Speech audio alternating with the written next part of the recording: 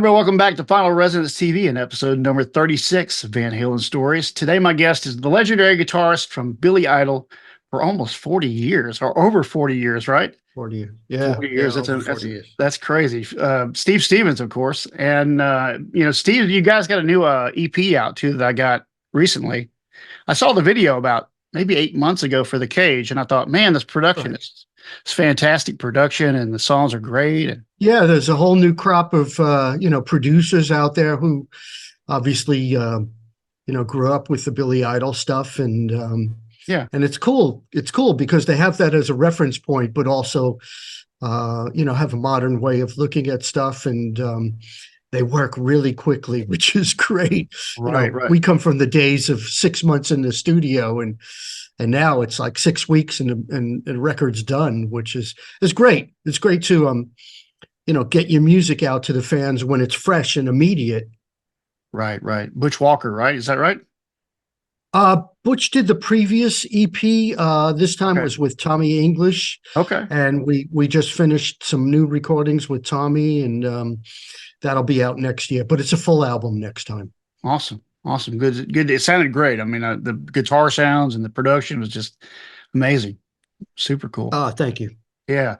So you go back with Eddie Van Halen quite a ways. I was doing research on your kind of upbringing through the guitar thing. You started when you were about 7 years old on acoustic, and then you kind of migrated to electric when you were 13, and you Right. started listening to progressive music like Yes and of course Zeppelin.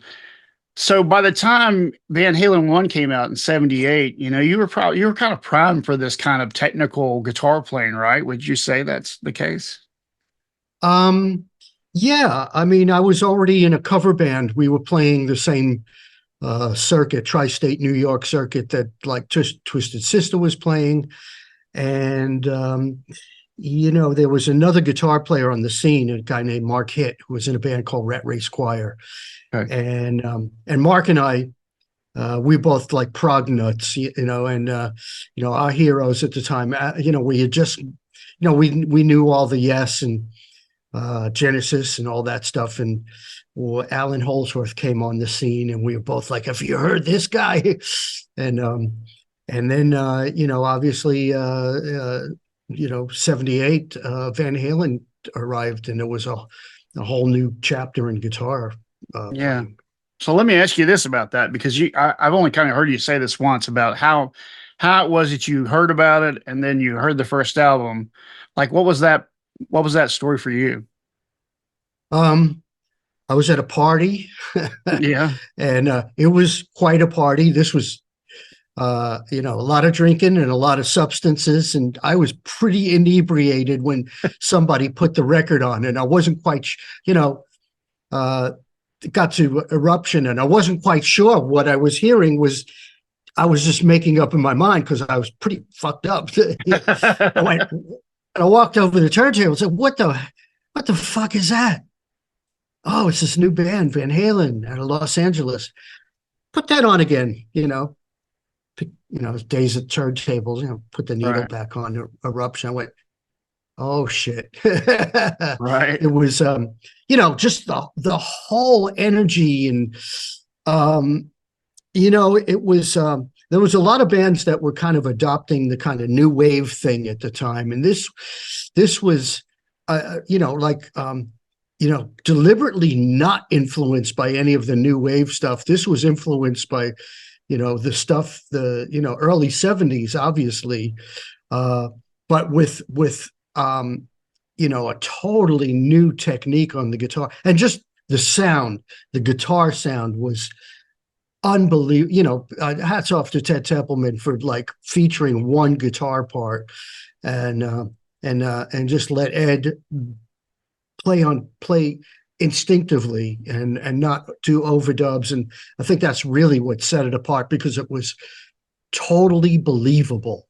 There was no trickery. You could tell it was coming from this one individual who had like created this whole new world of guitar playing. Right. I was gonna say that your impressions on the songs. You heard? I guess Running with the Devil first, and then you heard Eruption. Yeah, I mean, I don't know if I took much notice of Running with the Devil, but by the time I got to Eruption, then it was obvious, and the record just sounded different than anything else. And it was that guitar sound really, and as I said, no overdubs, because there was other guitar players showing up at the scene that I was aware of at that time. Mhm. Steve Lukather with Toto, um, uh, uh, guitar player Pat Thrall, Mhm. Automatic Man had come out, and but it wasn't featured the way that Ed was featured, and you didn't have to like sift through the keyboards or the overdubs or any, it was just this. I think Ted described it like hearing Coltrane or something. It was Right. just this. It was like uh, you know, just unmitigated, brilliant guitar playing. Yeah. And Right. I mean, we shouldn't sell Alex short, because he also, you hear one snare hit, it's Alex Van Halen, and it's hard, it's hard for drummers to have an identifiable sound, and I think he's as identifiable on his instrument as Ed is. Snare drum always reminded me of Bill Bruford a little bit, had a little bit of that pang to it. Mhm. And obviously Roth was the master of ceremonies. So and the backing vocal. I mean, come on, everybody's talked for Right. till they're blue in the face about how the uniqueness of those four guys and that initial record changed everything. Right. So were there any songs on that album that just really were your favorites? Um, yeah, like Atomic Plunk, and um, let's see what else. I mean, they're all just like All right. The whole album's the great, top to bottom. Bible of brilliant guitar players. Like it was like hearing. I was a little too young to have the impression of Are You Experienced the first time, because that was a little bit before me. But I would imagine it had the same effect. Right. Certainly had the same effect of the guitar players in England at the time, like Sure. Beck and Clapton, and like oh shit, what's Right. this? So you were probably 19 or something, right? Right in the close to 20, right in that age group. Were you right on there? I was 19, Yeah. I was just gonna say. barely 19. Yeah. Yeah, because you kind of like split the difference between, like me and Ed, and you're kind of in that middle. You're still in his kind of his generation of music and grew up on some of the similar, obviously he was in the Zeppelin. That's where he says he got the tapping from Page. He talks about the pull offs and all. I think it was, I don't know whether it was the pull offs or that just sort of gave him the idea of moving it around, but that's what he said, of course, at the Smithsonian. And he said it over the years. But of course, there's Right. other stories about that, with Harvey Mandel and Terry Kilgore and all those stories too that are out there that I've kind of covered some of those. It's pretty interesting stuff. Now, the Van Halen, Yeah. the Alex Van Halen, that was something that I was going to talk to you about because when you like, I was going to talk to you about this Namm show jam that you did in seven and it was 87, but I want to just broach the Alex Van Halen thing with Eddie, how they had this chemistry between them that was Hmm. unique. Like when you'd see Eddie in a jam, you didn't feel that same thing you felt with him and his brother. There's that timing thing they had. I mean, do Yeah. you kind of recognize that part of it? Um, yeah, it's DNA, it's Right. and it's, you know, two kids growing up together sharing records, Um, my best friend and I, we went to concerts together and stuff. He wasn't a musician, but he knew intrinsically when he'd come see me play in my cover band and stuff. He knew exactly what I was going to do, and I think sharing records like that 24/7 is a big part of it. And I would imagine in the household they're jamming together, and Right. And it's like the melding of two minds. yeah, and their dad's influence too, the jazz side of it and the whole Holdsworthian thing that he got into. Sort of, it seemed like his dad was part of that, that part that they kind of absorbed, the jazz side of it. Right. Yeah. That, I mean, the first time I heard Holsworth, a number of years earlier than the Van Halen record, but I heard the Tony Williams Lifetime thing, and had a similar reaction. I thought, wow, this is like Jeff Beck on steroids. He had that fluid vibrato and a bit of whammy bar and stuff. So, I mean, it was obvious when I heard the Van Halen thing, he was listening to Alan. Right, He had right. heard those. He had heard those records. Alan had especially when it was a bit raw. Tony Williams Lifetime records, guitar sound damn good and not too far away from Van Halen. The other record that I thought was that Ed must have listened to was Stray Dog, which was a band I saw. They were a trio out of Texas. And years later, I had a conversation with Billy Sheehan when he joined David Lee Roth. And Dave turned him on to Stray Dog. And, that was another record that had a really adventurous electric guitar sound. So I think, and I hear a fair bit of Michael Schenker in Ed. Obviously Ed created it in his own way, but you can hear some of the influences. So when did you first meet Eddie? I mean, what year was it that you met him? At that Namm Jam Okay, that you so mentioned. okay. Yeah. Well, I didn't realize that was your first time you met him. That's pretty wild. Yeah, yeah. I had signed to Warner Brothers as a solo artist, and Ted Templeman actually signed me, Right. and because I don't know what, to this day, I don't really know why Ed invited me. Maybe Ted said, threw my hat in there or something. And also the fact was that nothing that I played on Billy Idol records was, I wasn't trying to be Eddie Van Halen. And I was I was on the other side of the United States. I had a lot of different influences, and I would imagine all of the other guitar players in Los Angeles were probably copying him. So Right. maybe he saw a guy who didn't sound like him. So we thought, oh yeah, that'd be cool.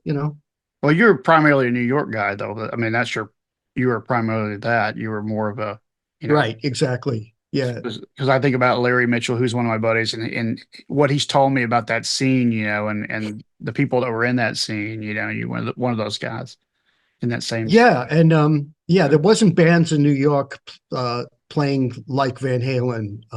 Right, right. Obviously in New York is much more of a punk rock influence, and the bands that were getting signed out of New York were definitely not metal bands or hard rock bands. Right. When George was on here, George Lynch, he called it the Van Halen, the SoCal sound.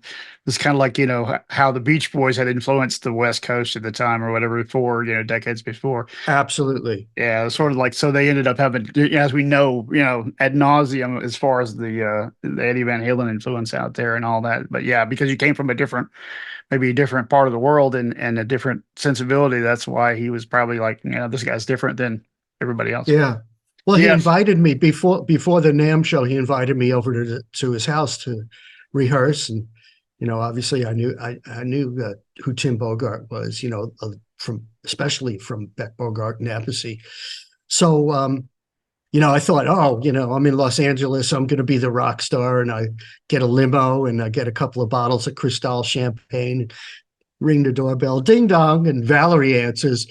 Little did I know she was trying to curtail some of his drinking. And I show up. I go, I'm here for Eddie. She goes, oh, no, another one of these knuckleheads. Oh, wow. And he comes to the door. Oh, yeah, great. We bonded over that. Wow. So you ended up rehearsing at 5150, or where was the? Yeah, we did. Yeah, Okay. we did. So what was that like for you? I mean, you were. Oh, it was great. It was great. I mean, we did, I don't remember too many tunes. We did a Going Down, Yeah. which Tim had done with Beck. And, I don't remember the other tunes, but it was just a cool hang. Yeah, Superstition. Superstition. Right, yeah, that was the one that Right. There's a video out there of that video that's out. There's some clips from that. Okay. That night, and then obviously I was there myself, so I saw that, and sent you those photos Right. that I took.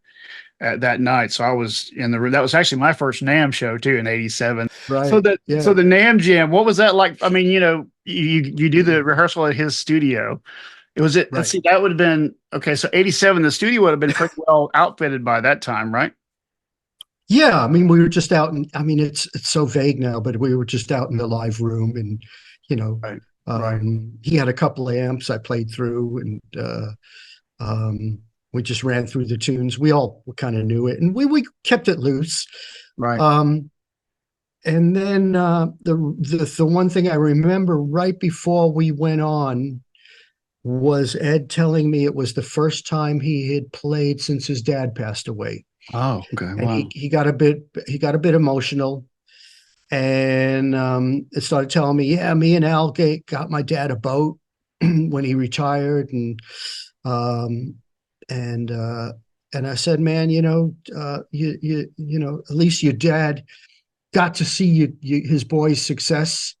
Must have been so friggin' proud. No regrets, man.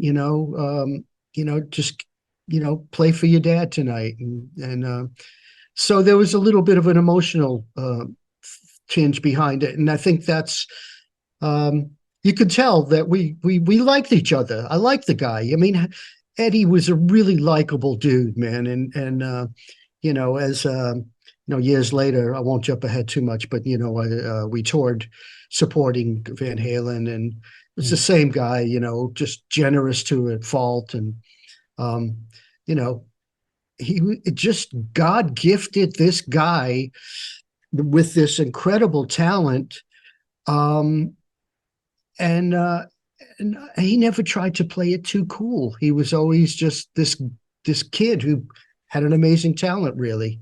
That's Yes. that's the Ed that I knew that was almost unaware. I mean, he wasn't just being coy or humble. The guy was kind of unaware of how brilliant he was, which is the beauty of it.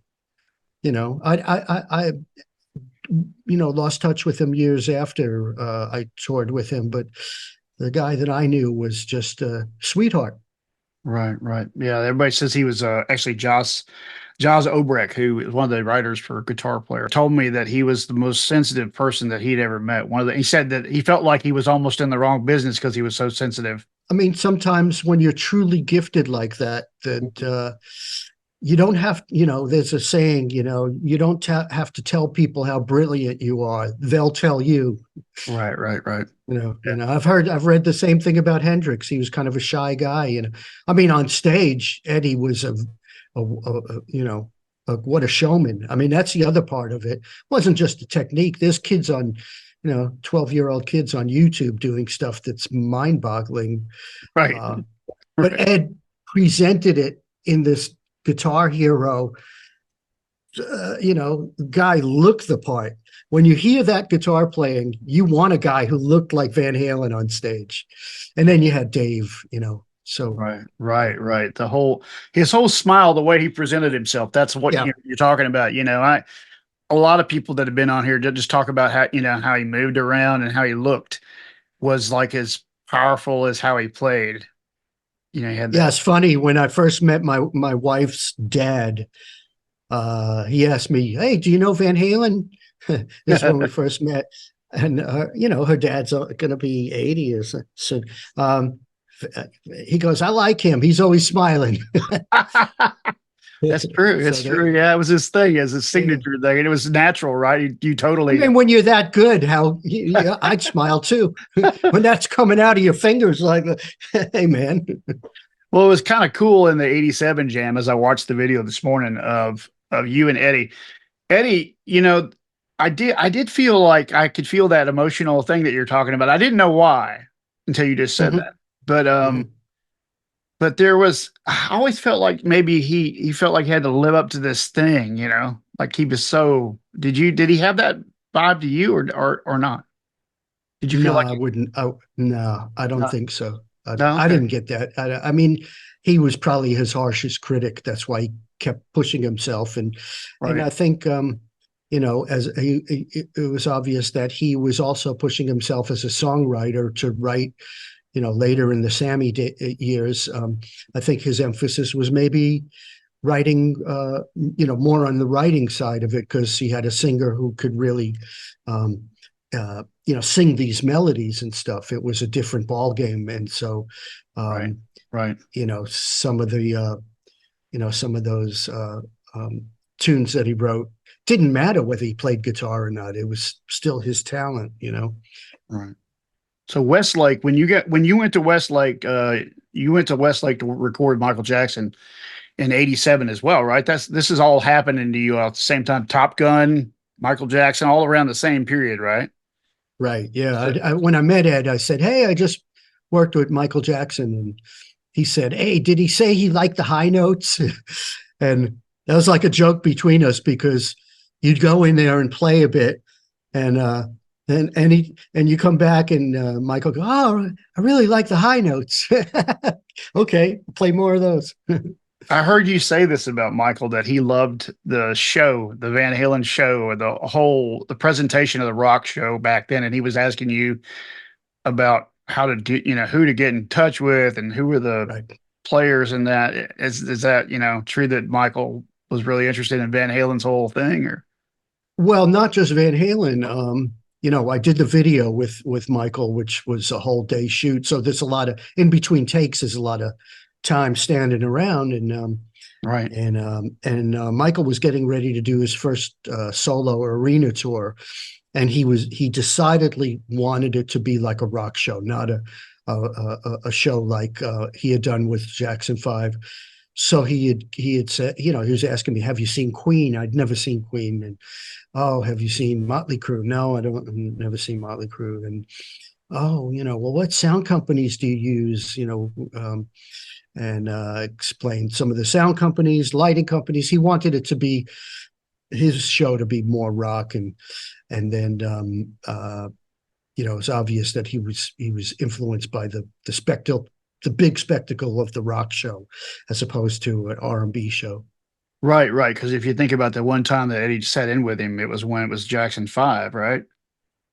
When I'm not sure. he did beat it with him one time in Texas, apparently, and there's a little video of it out there, but it was with the Jacksons. And you're right. After that period, that's when he went solo. You said he wanted going on the solo tour, so that would have been when he sort of started his solo shows. Right. Yeah. I played with him one show as a benefit at Madison Square Garden. It was definitely felt like a rock show.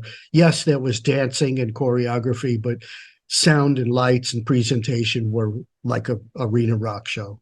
Yeah, it's really interesting to me. I heard another story about Garth Brooks going to see the Van Halen lighting rig one time, and they went down to study their lighting rig and like get ideas. And Garth got on stage and actually played under the rig and stuff in the '90s, or Fantastic. around the time that you had went on tour with him. So that kind of leads us to a couple things. One is that Ted Templeman and you started working together in the '80s, right? Late '80s, yeah. Okay, so did Ted give you any insight into Van Halen or anything that he could said story wise that you could share? Um, it was interesting because I was more inquisitive about him producing Captain Beefheart. Oh, okay, right. I and Montrose, and Sure. I would imagine Ted was every guitar player and their mother probably asked Ted the same question. So I didn't really ask him that much about Van Halen. And Ted probably wasn't the guy to ask anyway. I mean, I don't think Ted would have known, "Oh yeah, it was a Jose Arredondo amp." Right. But but what was cool was Ted was great, absolutely great to hang with.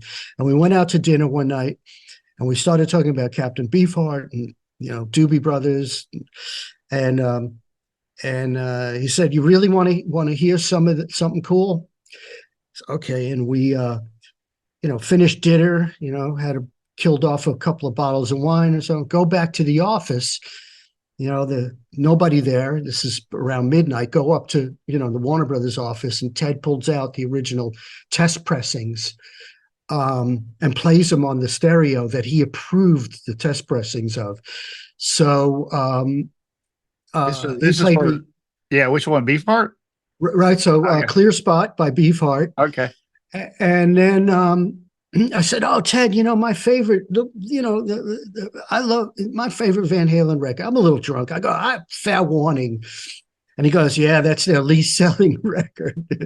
So the record company guy is coming out saying, "Yeah, actually, we didn't, but but that's the guitar record." And That's he right. goes, yeah, absolutely.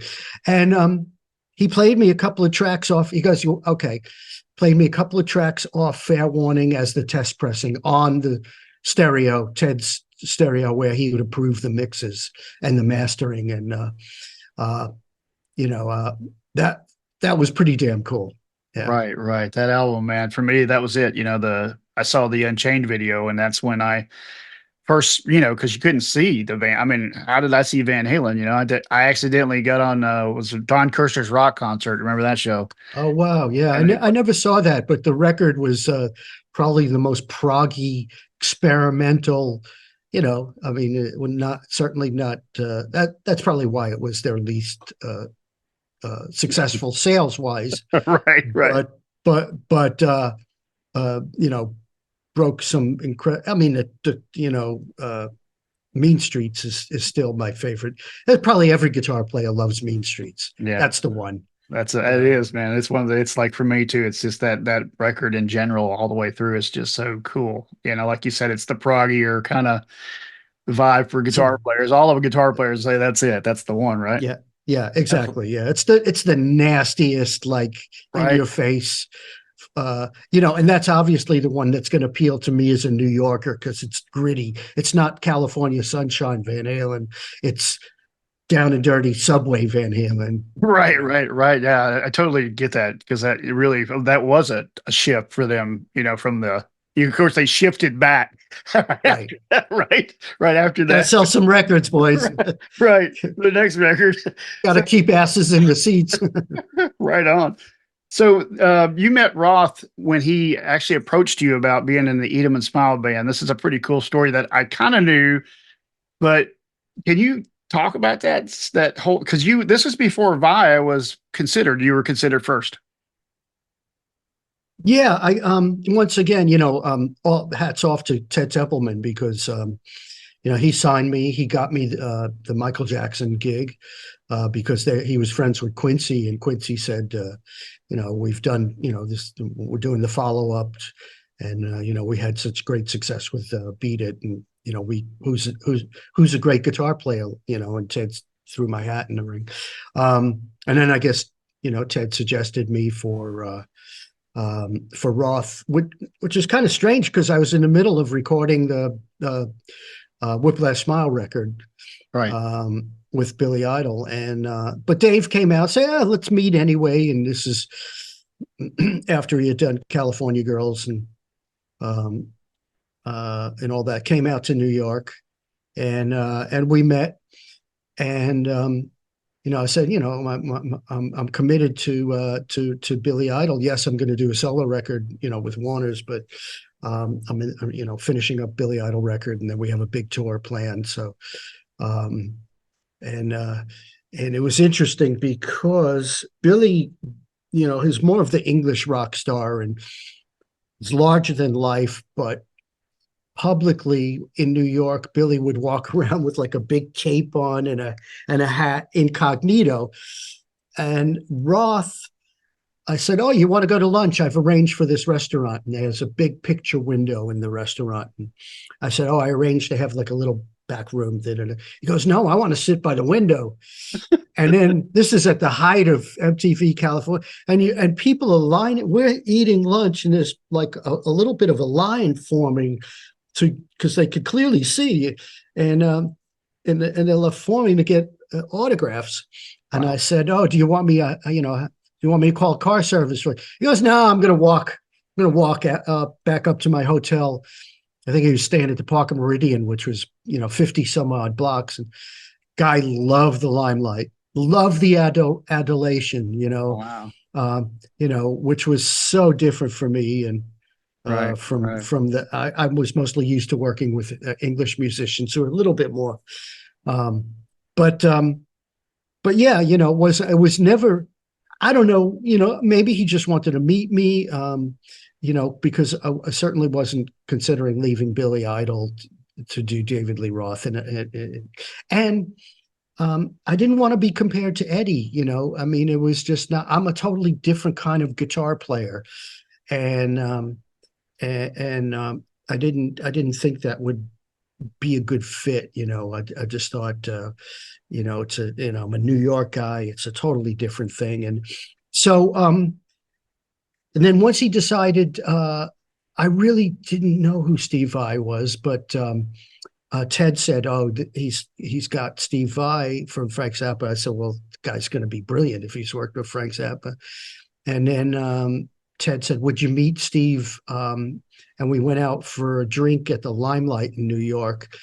And he had these, oh, bless him, he had these pants on that had like little bubble gum, like little gumballs on them. Oh, right. And I said, first thing you got to do is lose those pants. I mean, you with David Lee Roth, you got to lose the pants. Right. But a sweet guy, and just like, hey man, thanks for meeting with me. And then when they recorded the record, interestingly, they recorded it at the power station in New York, and Ted called me and said, "Oh, can you send over some amps? You got vintage Marshalls." So I sent over a bunch of amps and cabinets, and I think that's why my name is on that debut record. And I was more than happy to help Ted and Steve, and things happen for a reason, and they couldn't have picked a more perfect guitar player.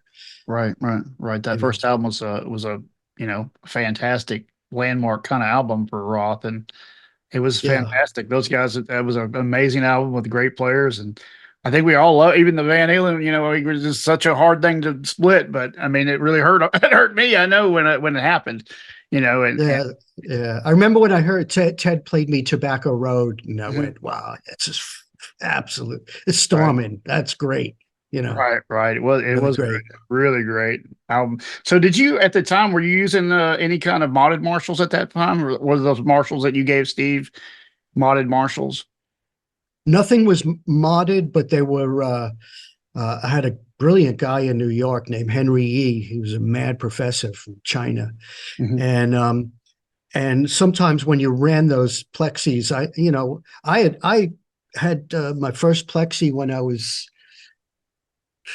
18, 19, because I used to build pedal boards for people. I lived in a music building in New York. This is before Billy Idol, and I got my first plexi, and I realized, oh, those aren't like the ones Marshall has now. And Henry used to come and service the amps. There was 10 floors of music studios and stuff. And I met Henry. He said, he changed the tube socket. All he did really was change the tube sockets to ceramic, because otherwise when you ran them full out, they'd arc, spark, and you'd blow a tube or you'd blow a fuse or whatever. So to keep the amp running, he did a couple of things. And a couple of my amps that I don't collect guitars, but I collect amps, and had a couple of late 60s Marshall bass amps. So he changed a couple of resistors to be like the super leads, and keep them running. But they weren't modded. They were just well maintained. As I say, the super bass, there's one of my guests is Greg Leon. I don't know if you know who Greg Leon is. Greg was in Dokken in the early days. He was Randy Rhoads' replacement when he went to Ozzy for okay. Okay. So anyway, the story is that his super bass was actually rented by Andy Brower for the Beat It solo, because Ed's gear was out on the road in the truck, and he came home on a break. Okay. So it was a super bass though, which is pretty, different than a super lead, but apparently it worked out fine for that session. And that was Westlake, because everybody, Lukather was saying that they did that somewhere besides Westlake, but you were in Westlake with Michael Jackson and Quincy. It was Westlake, and I had the first Billy Idol record was done in the same studio over at Westlake. So I'm pretty sure they probably did Beat It there too, because that's probably their homeroom, right? Yeah, because when we did the first album, the first Billy Idol album, Michael was in doing Off the Wall Okay. at the other studio because we'd see Quincy and in the hallway and stuff. So yeah. Yeah, 87, you had such an amazing year with that Top Gun Grammy win and all that too. On top of that, the whole thing there. And then you had your Atomic Playboys thing, which was with the that was a Ted Templeman thing, right? That was Ted's the producer on that. He wasn't the producer. Bo No. Hill was the Okay. producer. Okay. Ted was largely, he was LA based, and I wanted to do the bulk of the recording in New York. Okay. So Ted's the executive producer on it. So then you ended up with Vince Neil, not long after this, and you did his album, right? And then you ended up on the Van Halen tour in the 90s. Was it 92? I believe so. Yeah. Yeah. Okay. Because that's 92. Tell me about that tour and being back with Ed and how much connection did you guys have between 87 and 92? Did you have anything from the Namm show, or did you talk? After that, oh yes, because on the Whiplash Smile tour, we brought Ed out to play at the Forum with us. He came out and played, I think, Moni Moni. That's usually our encore song, and he came, and the only guitars I had were Jacksons, I believe. I handed him a Jackson. Hey, you got any gaffer tape to cover up the name? Right, So, right. I said, I don't care. Take a Sharpie. You can do whatever you want to it. So I'd seen Ed then, and then actually, when I was contacted to do Vince's record, I was contacted by Michael Austin, who was also who had signed Vince and was head of also not head, but another A&R guy at Warner Brothers, and said, "Would you be interested in coming out to meet Vince Neil?" And he at that time they had already put in the books that Vince would open for Van Halen. So not only was it a good opportunity to do the record, but I knew we'd spend about 6 weeks out on the road with Ed, and then while we were recording the record, I went down to see them rehearse and yeah, man, hey, I'm going to see you on the road. And the three of us were all, it was me, Ed, and Lukather. We were buddies. So, by then I had co-produced 2 tracks on Steve Lukather's solo record that Eddie Van Halen also produced. I remember that. So it was all, it was like the three of us kind of like, keeping in touch through work. And so that was kind of cool. I remember the solo album. I had that solo album of Lukather's where Eddie played on it, right? And then that's right. Yeah, Ed produced a track, and then Luke would come out on the road and join us. I think he's probably the only guitar player that ever got up with Van Halen as a guest. Wow, on stage with Van Halen. So. With Van Halen. Yeah, I believe so. Yeah, I believe so. Of course, you did it Namm, but not with the band. No, but so I had out my so we're out on the road, and I'm bringing out my vintage Marshalls and stuff, and trying to keep them working on the road. Is it, and Ed goes, hey man, why are you bringing out that vintage stuff? And by then he had the PV 5150s, and he said, why don't you play through my rig? And okay, I'll come early tomorrow. And so I plug in next day, and Alex is behind the kit looking at me like, and I'm playing, get the fuck off. Ed, play guitar, So, but I mean, his rig sounded absolutely incredible, and he arranged. I think from that point on, within 3 days, a truck shows up with a bunch of 5150s and cabinets, and from that point on, I used a very similar situation to Ed's. And that's, man, that goes to show, the guy wasn't trying to keep his secret sound, or like, oh, I don't want you, and he handed me one of his guitars right off the rack. I said, hey, you want one of my guitars? Yeah, I like the black one. Okay, here, take it. I mean, that's incredible. And I've heard he did that for Jerry Cantrell and numerous other musicians, And yeah, so that yeah. shows how secure the guy was. He actually did that for one of my buddies that opened for him in '95. Damon Johnson is my guy I grew up with, and he was in a band called Brother Kane, and they opened up for Van Sure. Halen. And he gave him some amps and a guitar Yeah. and all of that. Yeah, it was pretty See, cool. there you go. There you go. It's amazing that he did that for so many people. And you're right, he didn't. It Yeah, wasn't like, it's like he wasn't like he keep it a secret. He was actually wanting to help his buddies. And exactly. And he knew you weren't going to, there was no secret sauce or something to being Eddie Van Halen.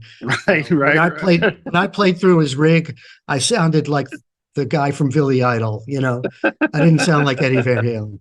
Right. So, what other stories from that tour can you tell me?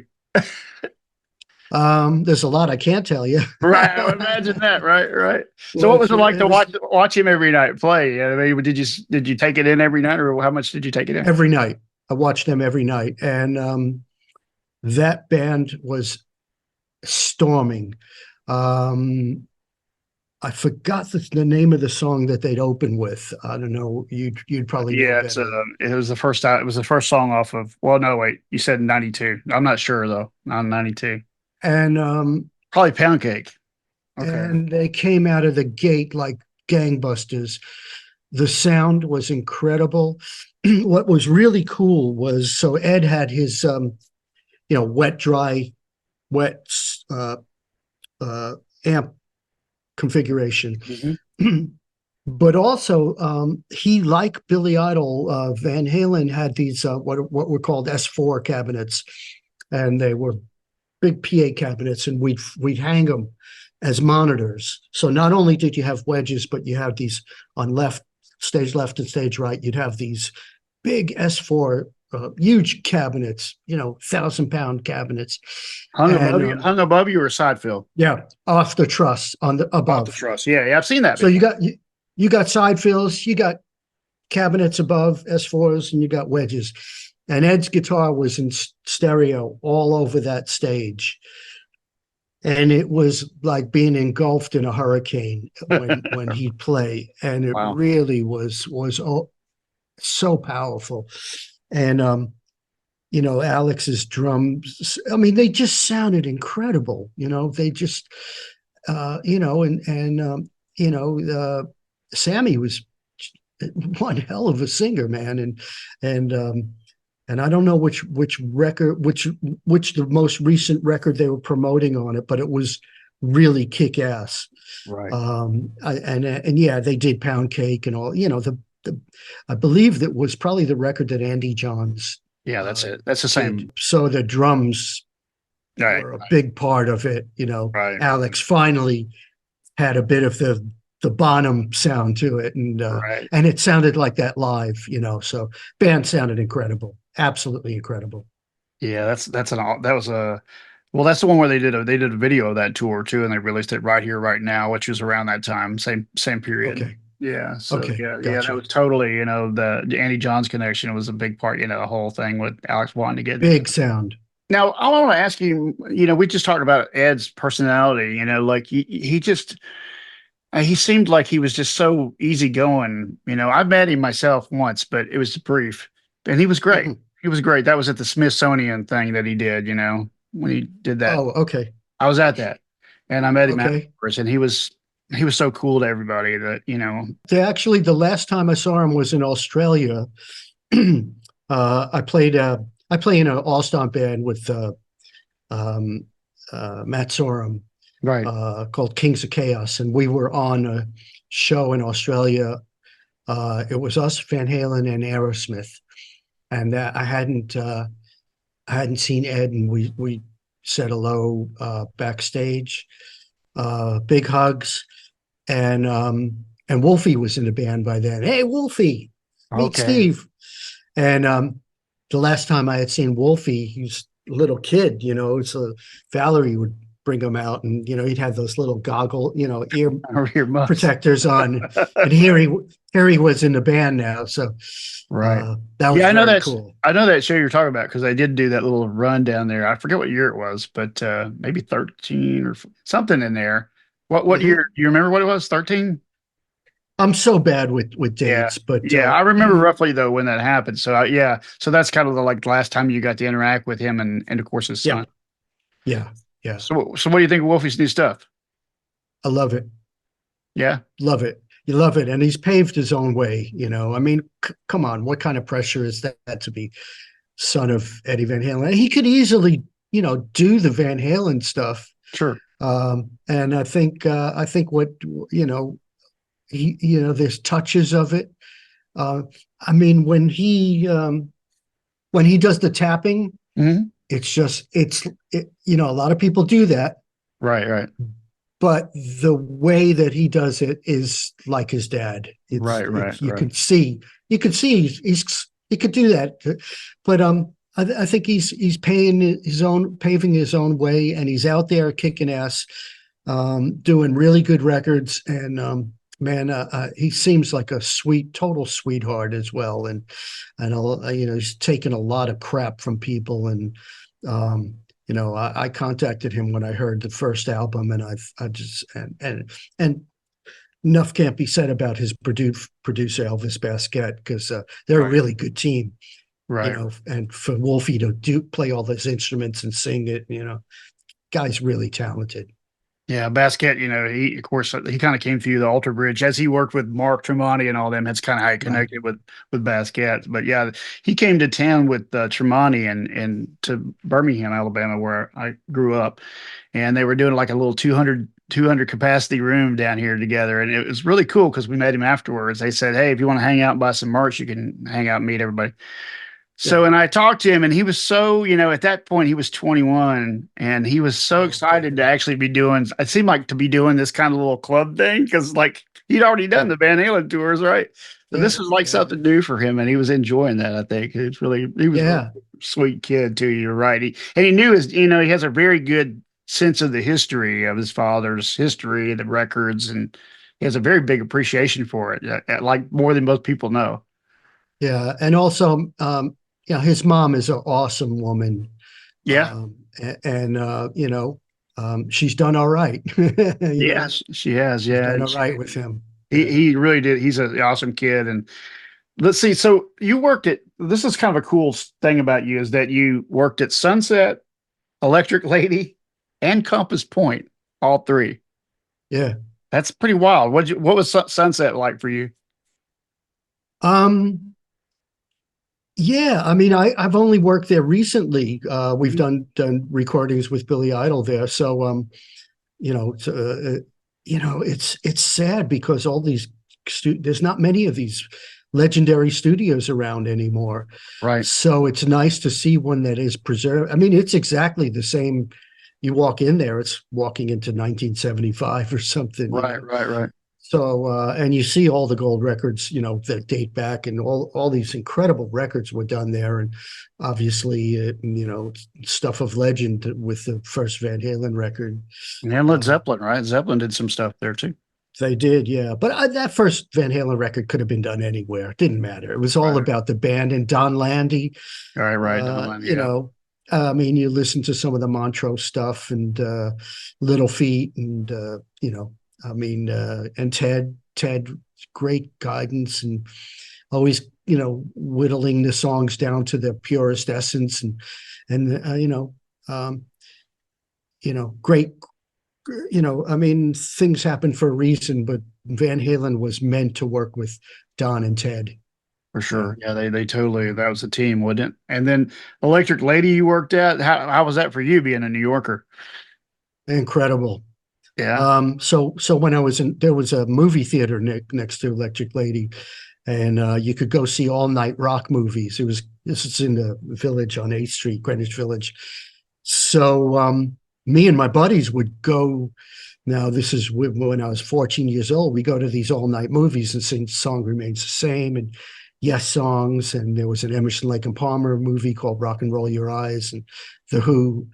Uh, and you know, I was right next to Electric Lady, and I tell my friends, one day I'm going to be next door. And and And you you were. know, and we did Rebel Yell there, and that's you know, the one of the engineers. We had two great engineers on Rebel Yell, Mike Frondelli, and Dave Whitman, who was the studio engineer. He had done, because I didn't at that time I didn't really know how to capture my guitar in a big enough way, and we were managed by Bill Aucoin, who managed Kiss, and I called up Bill. I can't get my guitar sound. How do I get my guitar sound? He goes, oh, well, Dave Whitman does the Kiss records, and he's over at Electric Lady. Send him in.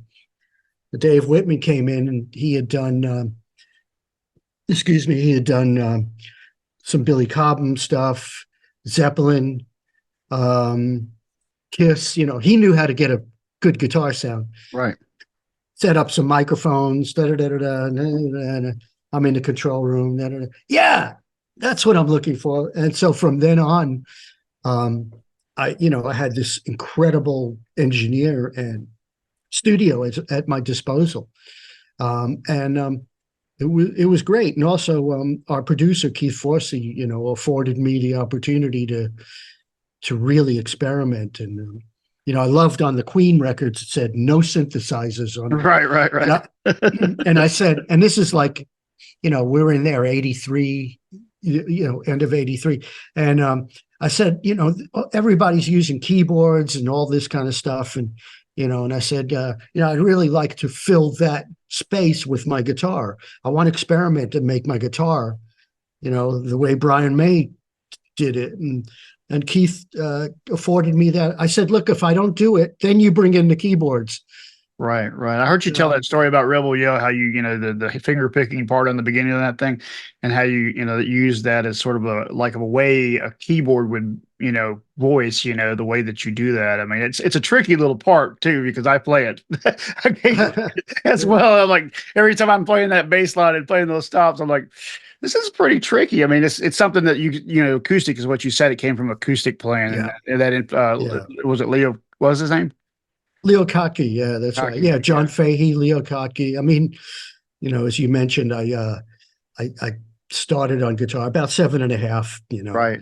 And that was on a crappy little nylon string acoustic, and I didn't get an electric guitar until I was 13. So that whole time is when all this, the Greenwich Village folk scene was really happening. James Taylor, Joni Mitchell, all this kind of stuff. And that's primarily what I played. So that kind of acoustic side kind of definitely. You got a good foundation from that. And then, I recently watched one of your solos at one of your shows, and you do the flamenco thing when you throw a little eruption in there, a little bit of Steve Howe in there. And it's pretty cool. Yeah. It's really cool. Like you said, it's different than what you would normally expect. Yeah. I like giving my nods to my heroes, because, and I read this quote. I've always said that, if I can give the audience the feeling that I had when I was a 14-year-old kid going to see these bands, because you get jaded after a while, it is a music business, and, but I try and never lose sight of the fact that I want to do for an audience what I felt when I didn't know anything about the business. It's kind of like you have to shut off that side of you. And I've heard Angus say the same thing. He says, when I want to give the audience the feeling I had when I went to see Led Zeppelin, or, whatever bands he went to see, Free, or, I think that, Eddie felt that way too, because, he didn't, it seemed like he didn't want to, the music business part of it was not his favorite thing, and he obviously wanted to, like you said earlier, he was kind of like free in that way. Like he was a kid almost, when he had that whole vibe. Yeah. I mean, when people say, how have you managed to last 40 years with Billy Idol? Well, first of all, we respect each other, and we kind of like, have different strengths, and the sum of the parts is stronger than the individuals. But the other thing is, we don't talk business. We that's what managers are for. Let them deal with it, and I think that's what's really helped our relationship. We genuinely like each other because we don't have to discuss that crap.